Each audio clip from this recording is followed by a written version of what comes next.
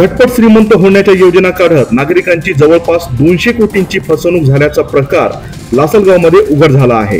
या घटनेने शहरात खळबळ उडाली असून यामध्ये मोठ्या राजकीय पुढाऱ्यांसह व्यापारी, बँकेचे कर्मचारी, शिक्षक वर्ग तर काही मंदिराच्या ट्रस्टने सुद्धा पैसे गुंतवल्याचा धक्कादायक प्रकार समोर येत आहे।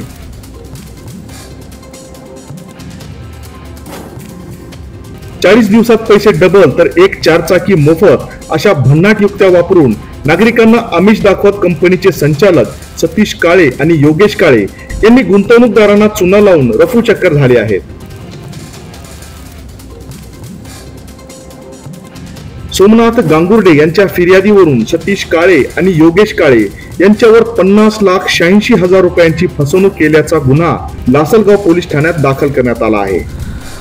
लासलगावकरांना 200 कोटीचा तर मुंबई, दिल्ली सारख्या शहरातून सुमारे 1000 कोटीचा गंडा घालून टाकळी विंचूर येथील सतीश काळे आणि योगेश काळे हे दोघे जण फरार झालेले आहेत। 40 दिवसात पैसे डबल करून देतो ह्या आमिषाला अनेक जण बळी पडलेले आहेत। लासलगावात पोलिसात सध्या एका व्यक्तीने फसवणुकीची फिर्याद दिलेली आहे। येत्या काळामध्ये फसवणुकीचा आकडा आणखी वाढण्याची शक्यता वर्तवली जात आहे। लासलगाव येथून रवींद्र जाधव, 24/7 न्यूज।